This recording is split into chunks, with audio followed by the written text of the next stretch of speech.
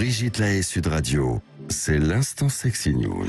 Eh bien, Michel Odoul, nous retrouvons notre Sexy News, Laetitia Pré. Bonjour Laetitia. Bonjour Brigitte, bonjour Michel. Bonjour. Oui, alors quand je vous parle de blessures d'amour, je ne vous parle pas de chagrin qui vous brise le cœur en 1000 morceaux, ni de votre rupture de stock de mouchoirs, ou encore de vos yeux si gonflés que les petits mamelons les jalousent comme ça. Non, non, non. Les blessures d'amour, ce sont ces cascades sans filet qui passent de Bébel à Pierre Richard. Ce sont ces gestes incontrôlés qui ne font pas forcément mal sur le moment, mais laissent des traces et en général de très bons souvenirs cocasses parce qu'elles arrivent en plein cœur de nos ébats sexuels. Alors on en a des plus ou moins connues, des plus ou moins fréquentes et c'est pas forcément signe d'une lutte bestiale. Et ce soir, faut que ça brille, faut qu'on enquille, je veux du freestyle. Tu réveilles, tu stimules mon côté bestial. Joe Star, tu te calmes. Me concernant, la petite blessure d'amour que je me suis faite et qui a inspiré ma Sexy News, c'était lors d'une relation tout en douceur. Je n'ai absolument rien senti, sûrement grâce au cocktail ocytocine, endorphine et dopamine qui taisent la douleur. C'est quand j'ai mis mes chaussettes que j'ai senti une petite brûlure sur le coup de pied dont je vous expliquerai la cause un jour peut-être.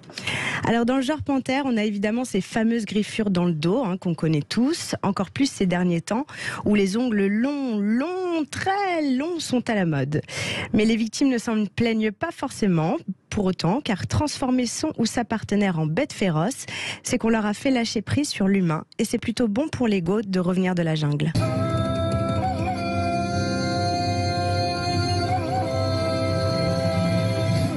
Bon allez, on passe aux choses sérieuses parce que si vous croyez qu'on va s'arrêter à 2-3 griffures et les bleus des fessées pour mes blessures d'amour, vous vous trompez. Je vous ai déniché du bien plus croustillant et même au-delà des frontières. Alors, attention aux lits mezzanines qui peuvent se transformer en vrai dojo sans vous en apercevoir et c'est l'histoire d'un cunilingus très bien réalisé qui a suscité un cambré de l'extrême chez qui le recevait et a bloqué la tête de l'autre contre le matelas. Avant que la personne ne s'étouffe littéralement, elle a dû taper sur le matelas pour prévenir l'autre partie en transe et se libérer tant bien que mal. Les judokas sexy ont fait appel à SOS Médecins qui est intervenu rapidement, mais pour qui il s'agissait d'une blessure de judo. Ouais, difficile à assumer le cuni de l'exorciste. Il aura fallu une bonne dizaine de séances de kiné pour remettre notre judoka sur pied. Allez, ça glisse. Au pays des merveilles, Bravo, Francky. je sens tes groseilles. Francky, là, c'est plutôt pénis qui glisse et bam les groseilles. Alors attention aux levrettes endiablées qui peuvent mal finir.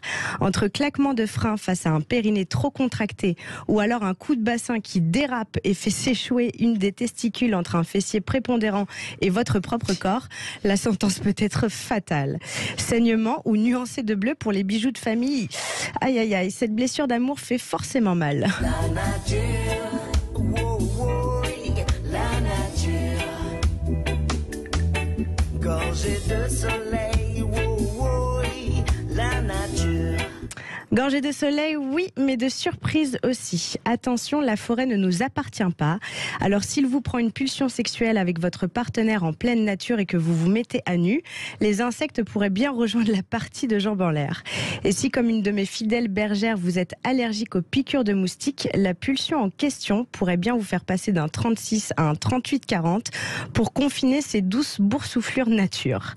Et enfin, cette blessure d'amour nous vient du Népal, oui, c'est la prairie worldwide, où des guides de touristes m'ont rapporté cette situation comique. Lors d'une expédition bivouac, ils ont été réveillés en pleine nuit par une tente qui s'est littéralement effondrée.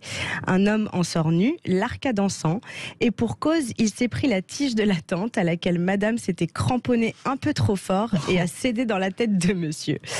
Alors je suis sûre que plein de souvenirs de blessures d'amour vous viennent en tête avec le sourire aux lèvres, mais j'ignore si ces signaux viennent du cocher, de la calèche ou du maître.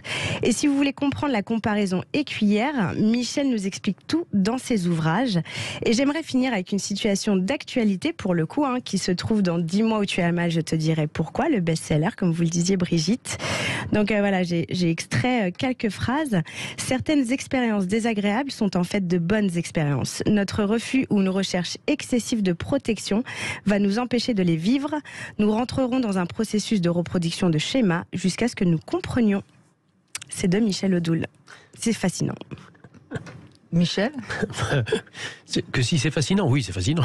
Non, mais vous persistez et signez. Moi, j'étais fasciné effectivement par l'inventivité des êtres humains et notamment dans les phases où ils vivent la relation d'amour. Cette créativité, elle est incroyable. Comment on va se stimuler les sens quand même, hein? Oui, mais ce genre d'accident, parce qu'en fait c'est un accident, hein, les 3/4 du temps, ça peut s'interpréter évidemment, hein. Bien sûr. Attendez, et notamment avec la partie du corps qui a été entre guillemets blessée ou qui a participé à l'intensité post-traumatique. Oui, bien sûr qu'il y a du sens. On pourra en parler avec les judokas qu'on évoquait.